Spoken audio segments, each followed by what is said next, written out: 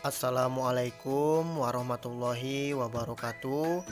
Kembali lagi bersama saya Adi Susanto, guru IPA di SMP Negeri 4 Lenggabayu, Kabupaten Mandailing, Natal. Untuk sobat-sobat pembelajar yang belum subscribe, silahkan di-subscribe, like, share, and comment. Dan jangan lupa tekan tombol loncengnya ya, agar sobat-sobat pembelajar mendapatkan notifikasi video-video pembelajaran terbaru dari saya. Pada video sebelumnya, saya telah membahas materi mengenai unsur, senyawa, dan campuran. Nah, sekarang saya akan melanjutkan materi. Pada kesempatan kali ini, saya akan membahas larutan asam, basa, dan garam. Baiklah, langsung saja kita mulai. Pada video pembelajaran saya sebelumnya, saya pernah menjelaskan bahwa larutan itu termasuk ke dalam campuran homogen. Larutan itu sendiri terbagi menjadi 3, yaitu ada larutan asam, larutan basa, dan larutan garam. Oke, sekarang kita akan mempelajarinya satu persatu. Yang pertama yang akan kita bahas yaitu larutan asam. Sifat larutan asam yang pertama, rasanya masam. Rasa masam pada larutan asam ini bisa dibuktikan dengan cara mencicipinya secara langsung. Tapi itu hanya untuk zat-zat yang aman dikonsumsi. Contohnya seperti pada buah-buahan, buah jeruk ataupun buah lemon. Rasa masam pada buah lemon ini berasal dari kandungan asam sitrat. Yang kedua, bersifat korosif. Jadi, asam kuat atau asam yang mempunyai konsentrasi pekat itu sifatnya korosif. Contohnya seperti asam klorida, asam sulfat, asam nitrat, dan lain sebagainya. Asam-asam tersebut bisa menyebabkan kerusakan pada benda-benda. Contohnya seperti karat logam, atau bahkan juga bisa menyebabkan luka pada kulit, mata, dan saluran pernapasan. Larutan-larutan tersebut bersifat korosif karena ion H+ yang ada di dalamnya.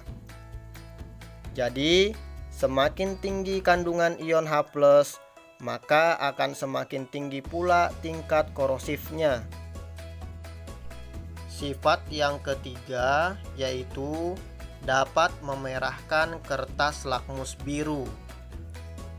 Kertas lakmus merupakan kertas yang sudah diberi bahan kimia, sehingga nantinya bisa berubah warna jika dicelupkan dalam larutan asam ataupun larutan basa.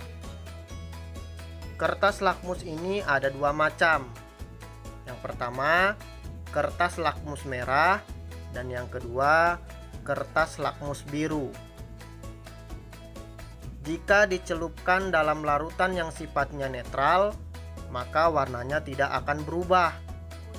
Tapi jika dilarutkan dalam larutan asam, maka warnanya akan berubah menjadi merah.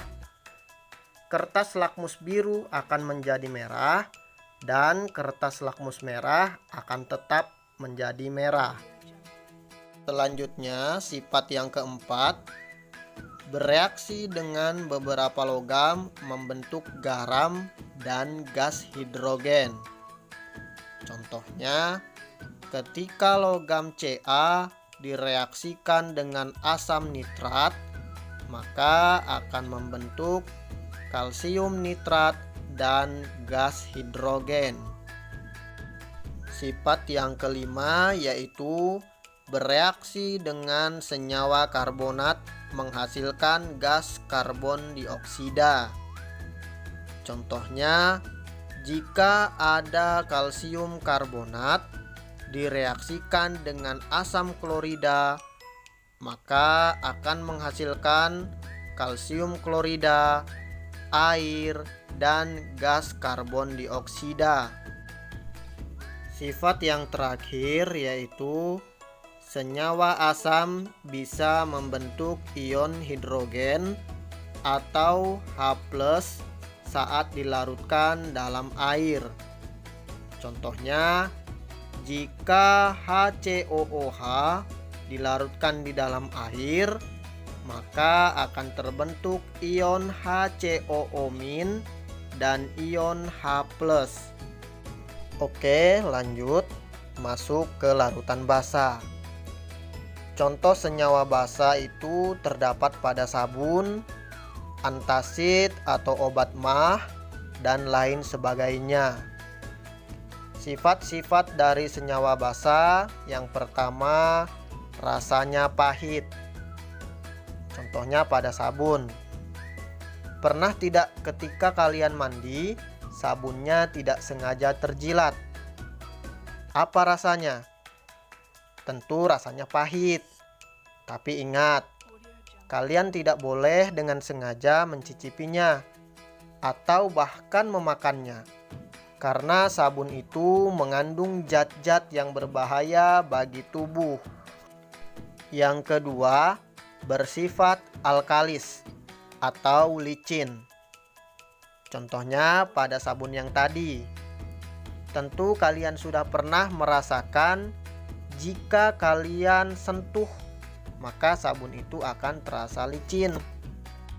Sifat yang ketiga yaitu dapat membirukan kertas lakmus merah. Sebelumnya sudah saya jelaskan ya, kertas lakmus itu terbagi menjadi dua, yaitu kertas lakmus merah dan kertas lakmus biru. Jika kertas lakmus dicelupkan pada larutan netral, maka kertas lakmus tidak akan berubah.